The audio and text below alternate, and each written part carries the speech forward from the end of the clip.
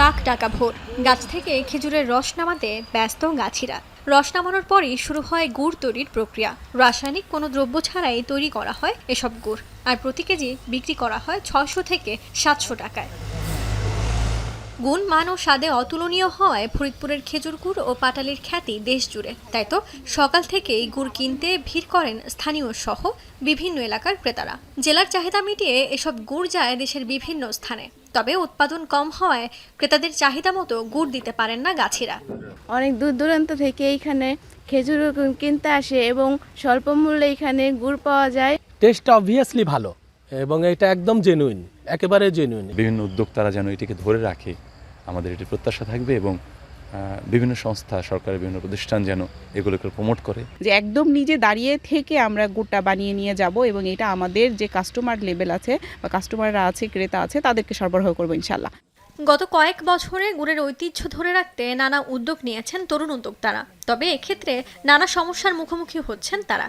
আগের চেয়ে সংখ্যা কমেছে খেজুর গাছের। এছাড়া গাছ কাটতে গাছিও পাওয়া যায় না। রাজশাহী ও যশোর সহ বিভিন্ন জেলা থেকে আনতে হয় গাছিদের। 600 গাছ আমি নিজে আবাদের আওতায় নিয়ে এসেছি আমার 7 জন গাছি দিয়ে। তো আমার আলহামদুলিল্লাহ ভালো প্রোডাকশন হবে।